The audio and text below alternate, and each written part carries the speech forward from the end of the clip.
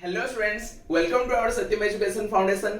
मैं हूं सुनील सर और बच्चों आज मैं आपको पढ़ाने वाला हूं एक बहुत important topic of English grammar and that is none other than tense. वो है बच्चों टेंस। जितने भी बच्चे हैं they are always trying to speak English. English बोलने में वो बहुत इंटरेस्ट रखते हैं and they used to try also. लेकिन बच्चों आपको मैं यहाँ पे बता दूं कि इंग्लिश बोलना बहुत इजी है if you know this tense. अगर आपको टेंस आता है then only you can be a fluent English speaker. आपकी इंग्लिश में फ्लुएंसी आएगी तब जब आपको अच्छे से इंग्लिश ग्रामर में टेंस आता हो। तो चलो बच्चों बिना देर किए हुए चलते हैं इस टेंस के ऊपर और समझते हैं why it is so much important at the time of speaking English. अगर हमें इंग्लिश बोलना आना चाहिए, अगर we want to speak English then we must know this tense. Okay बच्चों, तो चलो स्टार्ट करते हैं। फर्स्ट है बच्चों टेंस। किसी भी चीज में कूदने से पहले उसकी डेफिनेशन आना बहुत जरूरी है। तो बच्चों इसलिए हम पढ़ लेते हैं पहले टेंस की definition. Tense shows the time of an action and its degree of completeness. Tense क्या करता है बच्चों? तीन चीज के ऊपर डिपेंड है। तीन चीजें आती है इसमें। एक तो आता है टाइम, आपको टाइम बताता है टेंस। दूसरा होता है एक्शन, आपको कार्य बताता है। और तीसरा होता है कंप्लीटनेस, मतलब कार्य की पूर्णता हुआ कि नहीं हुआ, ये आपको सूचाता है टेंस। हिंदी में बच्चों आप देख सकते हो टेंस किसी कार्य की समय और इसकी पूर्णता या अपूर्णता का बोध करता है। कोई भी बच्चों कार्य हो वो कहां पे हो रहा है, किस समय में हो रहा है, ये जानना हमें आवश्यक है।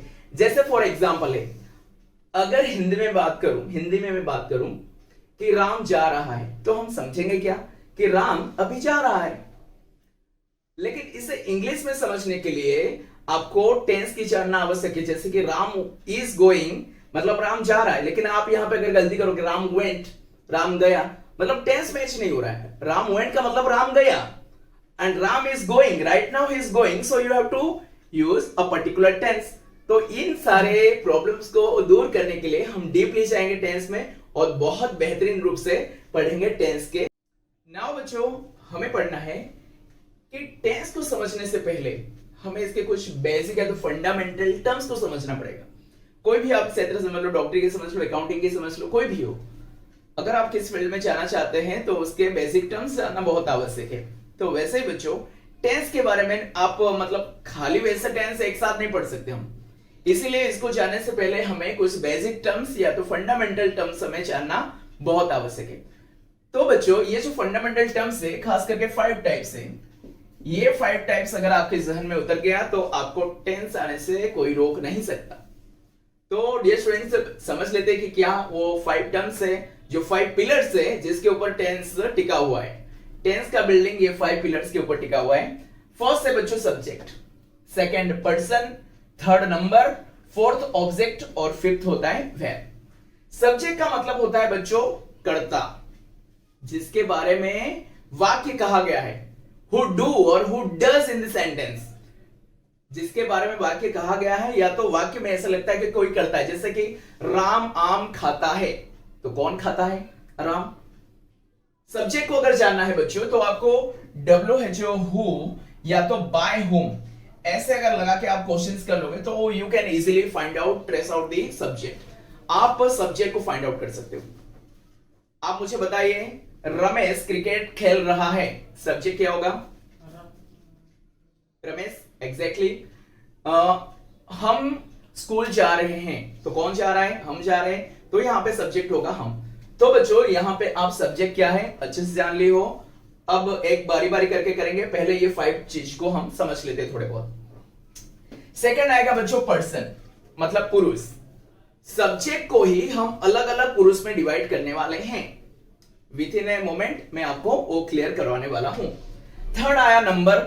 नंबर का मतलब होता है वचन, एक वचन, बहुवचन। आपने हिंदी में व्याकरण में ये सब किया ही होगा। तो वही चीजें बच्चों सिमिलर हैं किसमें? टेंस में। नंबर का मतलब होता है वचन, एक वचन और बहुवचन, ये दोनों चीज के बारे में हम जानना है। डी होता है बच्चों ऑब्जेक्ट। सब्जेक्ट का उल्टा मतलब छोटा भाई या तो उसकी मित्र ही समझ लो ऑब्जेक्ट। ऑब्जेक्ट को, अगर किसी ऑब्जेक्ट को बच्चों हिंदी में कहते हैं कर्म, ठीक है, सब्जेक्ट को कर्ता और इसको कर्म कहते हैं, जो हम अच्छे से पढ़ने वाले हैं डीपली। लेकिन यहां पे थोड़ी सी ब्रीफली समझ लेते हैं हम कि ऑब्जेक्ट का मतलब होता है कर्म। अगर कोई सेंटेंस में व्हाट अथवा whom, व्हाट मतलब क्या, whom मतलब किसे, व्हाट और whom लगा के अगर हम क्वेश्चन करते हैं और जो हमें आंसर मिलता है वो होता है हमारी ऑब्जेक्ट। फिर से याद कर लो बच्चों, सब्जेक्ट के लिए हु और बाय whom, कौन और किसके द्वारा। अगर ये लगा के क्वेश्चन पूछा जाए जैसे कि राम आम खाता है, तो आप ये पूछ सकते हो कि कौन आम खाता है, तो Ram will be the answer. किसके द्वारा आम खाया जाता है, तो भी Ram will be the answer. तो राम हुआ यहां पे सब्जेक्ट। और ऑब्जेक्ट की बात किया जाए तो बच्चों व्हाट क्या और whom किसे, ये दोनों वर्ड अगर लगा के आप फाइंड आउट करते हो, क्वेश्चंस करते हो, तो आपको उस सेंटेंस में से ऑब्जेक्ट मिल जाएगा। फॉर एग्जांपल बच्चों, राम आम खाता है, can you find out which one is the subject and which one is the object? Very good. Subject होगा कौन आम खाता है, पूछो Ram, Ram is the subject. Object क्या होगा, राम क्या खाता है, क्या या तो किसे लगा के पूछो तो बच्चों आपको मिल जाएगा आम, और आम यहां पे हुआ object. Is it very clear बच्चों? तो यहां पे 4 टर्म्स हमने थोड़े बहुत समझ लिए, डीपली तो जाने ही वाले हैं। नेक्स्ट आता है वेयर। और बच्चों आप यहां पे बोल सकते हो सर होम लगा के तो आपने पूछा ही नहीं, तो मैं पूछ देता हूं। टीचर ने राम को पीटा, टीचर कौन पीटा, सब्जेक्ट मिल गया, टीचर सब्जेक्ट है। टीचर ने किसे पीटा, राम को पीटा, तो होम लगा के जब आपने क्वेश्चन किया तो आपको बच्चों ऑब्जेक्ट मिल जा रहा है। Is it very clear? तो चलो बच्चों चलते हैं, जो 5th वन है ई नंबर में है where. Where is the word which denote some action और स्टेट। आपको तो पता ही है, बचपन से आप वेयर पढ़ते आ रहे हो। कोई भी कार्य हो, सोना बैठना उठना खाना, कोई बोलेगा सर मैं तो सो जाऊंगा, मैं वेयर भी नहीं करूंगा, कोई कार्य नहीं, नहीं मतलब बच्चों वो भी वेयर है। मरना भी वेयर है, मतलब आप जब से जन्म होते हो मरण तक तो आपके वेयर चलता ही रहेगा। कुछ भी कार्य हो वो है वेयर, उसके बारे में बच्चों हमें पढ़ना है। और वेयर को हम 2 पार्ट्स में पढ़ेंगे, हेल्पिंग वेयर और मेन वेयर। तो चलो बच्चों फर्स्ट हम चलते हैं हमारी सब्जेक्ट के पास।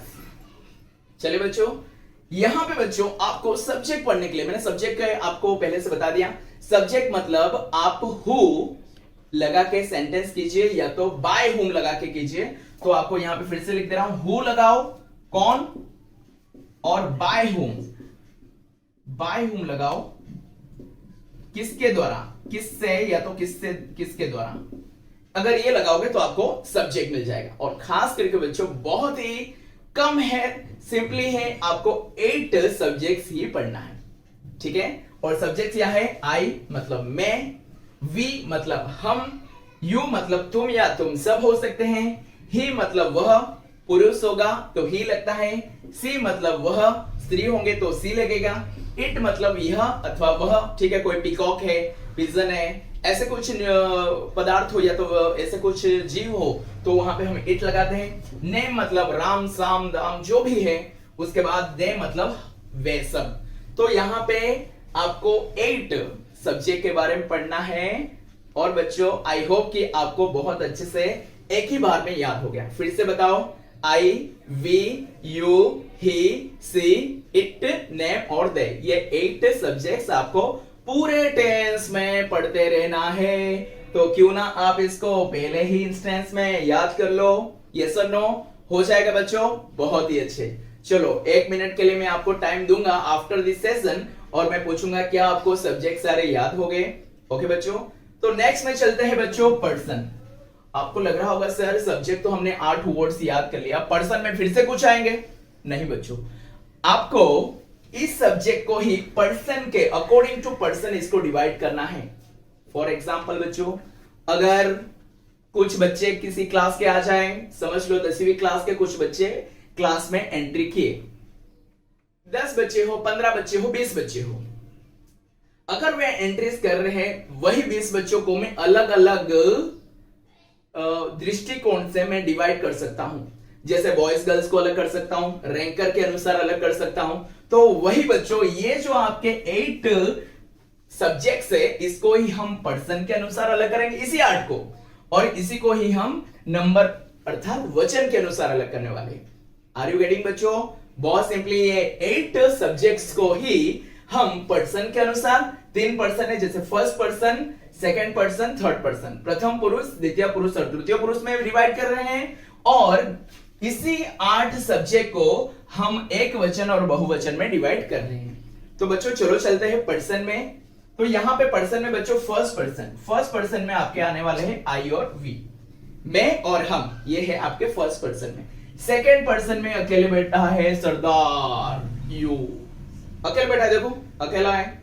और थर्ड पर्सन में पूरा भरा है 5 के 5 सब्जेक्ट्स, याद हो गया। फर्स्ट में बच्चों आई और वी, और सेकंड में आई वी मतलब मैं और हम, यू तुम मतलब अकेले रह गए, ही सी इट नेम दे, ये 5 रह गए आपके थर्ड पर्सन में।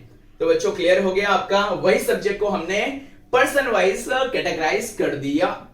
अब चलते बच्चों नंबर में, यही 8 को हम नंबर वाइज अब करने वाले, सबको अलग अलग झोले में बिठा के झुला रहे हैं, सबको अलग अलग हम कैटेगराइज कर रहे हैं इन्हीं सब्जेक्ट्स को। वेरी इजी बच्चों, वेरी क्लियर। तो चलो इन्हीं सब्जेक्ट को अब दूसरे एक मापदंड पे बिठाते हैं और देखते हैं भाई आप कैसे डिवाइड होते हो।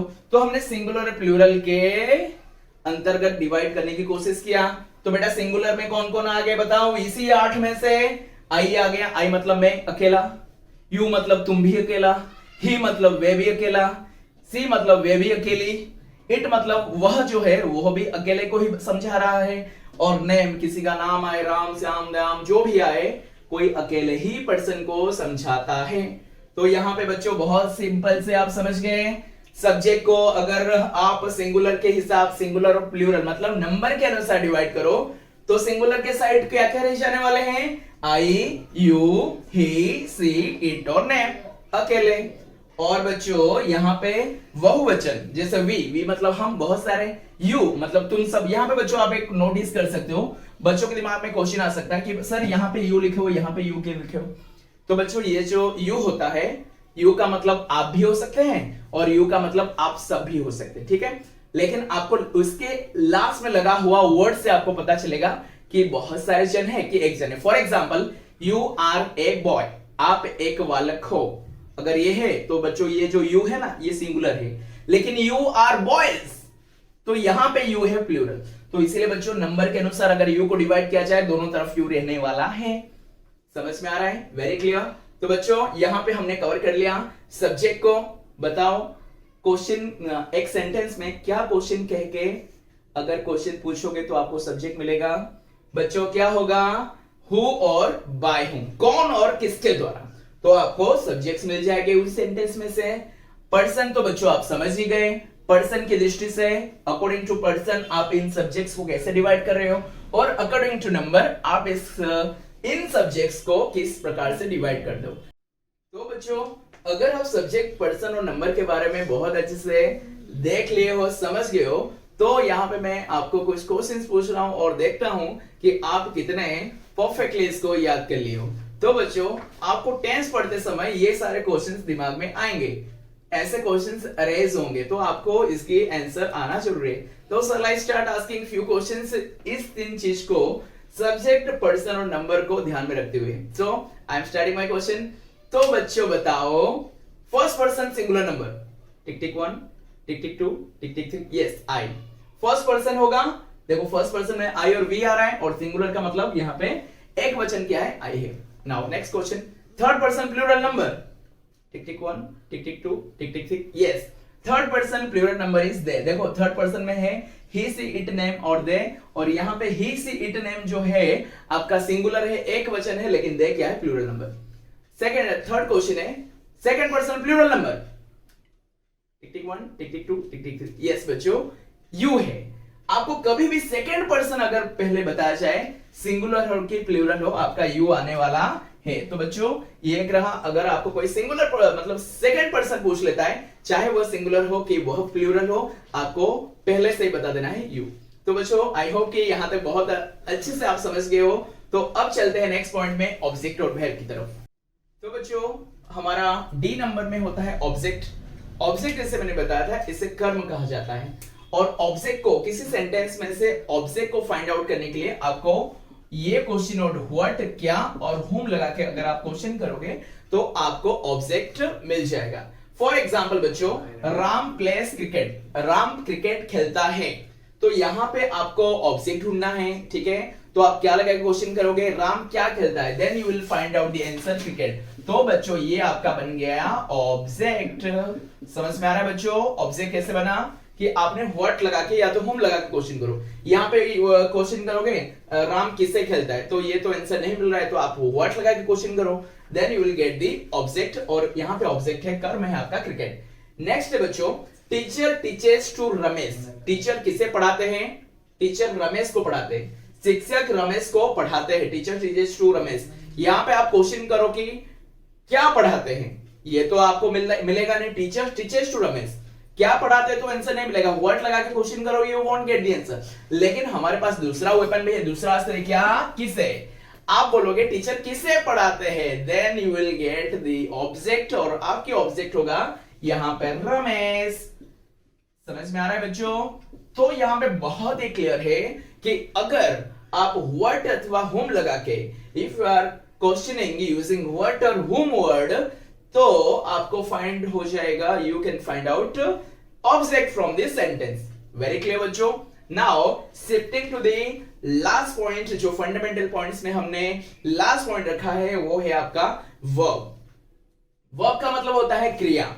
अब अगर क्रिया को समझने जाए, जैसे मैंने स्टार्टिंग में ही आपको बताया था बच्चों, the word which denotes of action और स्टेट, दो चीज को मैं यहां पे सर्कल करूंगा, नोटिस करूंगा, एक होता है एक्शन, दूसरा होता है स्टेट। एक्शन का मतलब होता है कार्य और स्टेट का मतलब होता है स्थिति। एक्शन, अभी कार्य के कुछ एग्जांपल्स दे देता हूं, जैसे कि खाना, ईट, पीना, ड्रिंक, सोना, स्लीप, बैठना, सिट, लिखना, राइट, खेलना, प्ले, ये सारे जितने खेलना, खाना, कूदना, बैठना, हंसना, जो भी है, ये सारे कार्य है, ये सारे आपका क्या है, वर्ब है। सेकेंड है बच्चों स्थिति सूचक। अब स्थिति क्या है, जैसे the ball is on the table, the ball is on the table, यहां पे बोलोगे सर यहां पे वर्ब ही नहीं है, तो बच्चों यहां पे एक वर्ड है जो आपकी हेल्पिंग वर्ब है। ये हम जाके जब वर्ब की कैटेगराइज करेंगे, वर्ब को अलग अलग रूप से भाग करेंगे, तब हम पढ़ेंगे क्या है मेन वर्ब और क्या है हेल्पिंग वर्ब। लेकिन यहां पे ये समझ लो कि यहां पे ये जो इज वर्ड है ये स्थिति सुझाता है। क्या सुझाता है, स्थिति। The ball is on the table, ball की स्थिति कहां पे है, टेबल के ऊपर है। स्थिति सुझाने वाले वर्ड को भी बच्चों हम वर्ब के अंतर्गत पढ़ने वाले हैं। सो वेरी क्लियर कि कुछ है एक्शन वर्ब्स और कुछ है आपके हेल्पिंग वर्ब्स या तो स्थिति सूचक वर्ब्स। अब बच्चों हम पढ़ने वाले हैं बहुत अच्छे से वर्ब की बहुत सारे कैटेगरीज। वर्ब को किन किन भागों में डिवाइड कर दिया गया है और उसमें खास करके दो चीजें जरूरी है, और वे दो चीजें है आपके मेन वर्ब और एक है हेल्पिंग वर्ब, जो कि टेंस में बहुत ही हर एक वर्ड में हर एक चीज में टेंस की यूज होने। तो बच्चों अब हम बात करते हैं वेब्स की सारे टाइप्स की, क्योंकि वेब तो अगर आ गया है हमारी टेंस में, जैसे कि मैंने आपको बताया कि एक बुनियादी मतलब एक फंडामेंटल टर्म है वेब, तो क्यों ना हम उसके डिटेलिंग स्टडी कर ले। ठीक है, तो यहां पे बच्चों वर्ब को मेनली टू टाइप्स में डिवाइड किया गया है, फिनाइट वर्ब और नॉन फिनाइट वर्ब। ये जो नॉन फिनाइट वर्ब है, अपरिमित क्रिया है, इसे अब हमें पढ़ने की जरूरत नहीं है इन दिस सेशन। टेंस को जानने के लिए हमें बहुत आवश्यक है इस पार्ट को पढ़ने के लिए, जो है फिनाइट वर्ब। फिनाइट वर्ब का मतलब होता है परिमित क्रियाएं। तो चलो देखते हैं कि परिमित क्रिया के अंतर्गत क्या क्या आते हैं। उसको फर्दर डिवाइड किया गया है दो पार्ट्स में। एक होता है आपका मेन वर्ब्स, या तो इसको लेक्सिकल या तो प्रिंसिपल वर्ब भी कहा जाता है।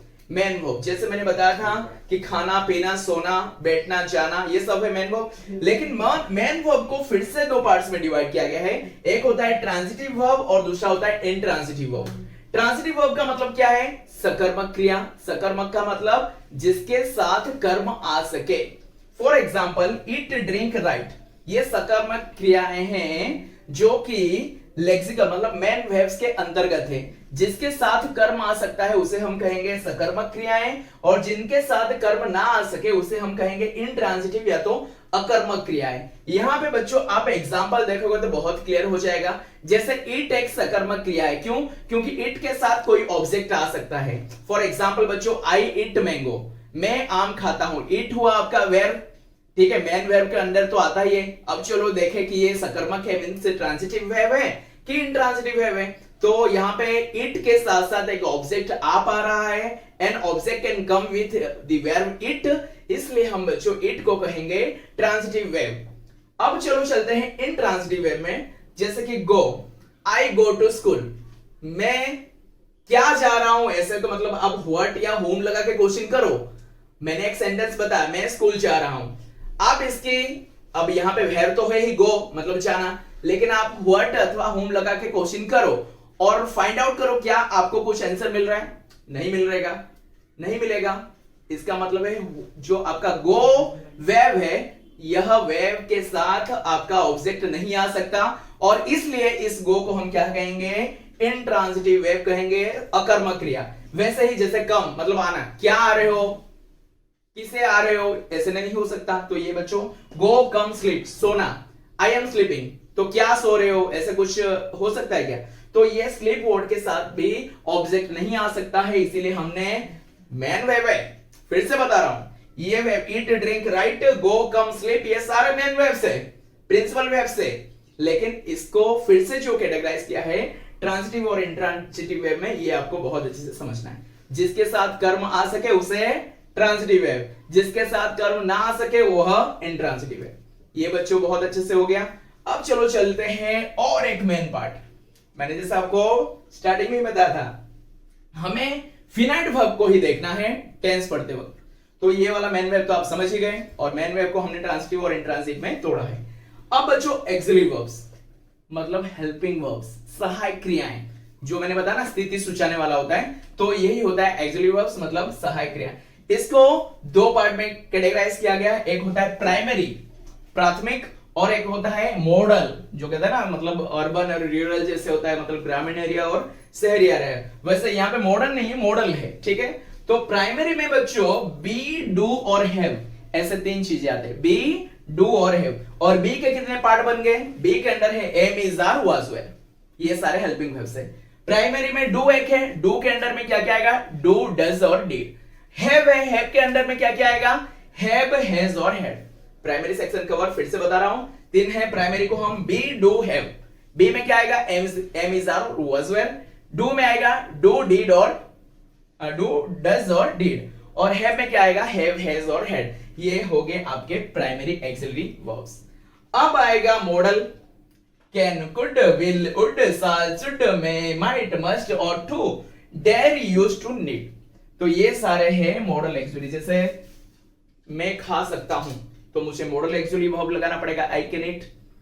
बारिश हो सकता है, इट मे रेन। आप कह सकते हो यू मे कम।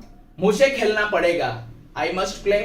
तो ऐसे सारे चीज में हम मॉडल एक्चुअली के जो हेल्पिंग वर्ब से उसे लगाते हैं। तो बच्चों आई होप कि आपको ये वाला पार्ट फिनाइट वर्ब, जो कि आपको टेंस में बहुत यूज होने वाले बहुत पार्ट्स उसके होंगे बच्चों। एक तो मेन वर्ब्स और होगा एक्चुअली मतलब सहायक क्रियाएं। तो बच्चों यहाँ पे वर्ब्स का हम फिनिश करते हैं, और नेक्स्ट लेक्चर में हम एंट्री करेंगे टेंस को, क्योंकि आपके सारे फंडामेंटल, अब आप हथियार चलाना सीख गए हो, अब हमें युद्ध में, वॉर में निकलना है। और इन हथियारों का बच्चों पांच वेपन्स मैंने आपको दे दिया, फंडामेंटल वेपन्स, बेसिक वेपन्स। क्या है फिर से रिवाइज कर देता हूं। एक है सब्जेक्ट, दूसरा है आपका ऑब्जेक्ट, नंबर, पर्सन, ठीक है, सब्जेक्ट, ऑब्जेक्ट, नंबर, पर्सन और बेटा वर्ब। तो ये पांच हमारे यहाँ पे कंप्लीट हो रहे हैं इस लेक्चर में। I hope you must have like this video. सारे चीजें आपको क्लियर हो रहा है, स्क्रीनशॉट ले भी लीजिए, नोटबुक में उतार लीजिए, और नेक्स्ट लेक्चर के लिए तैयार हो जाए to go into deep into the tense. Thank you very much.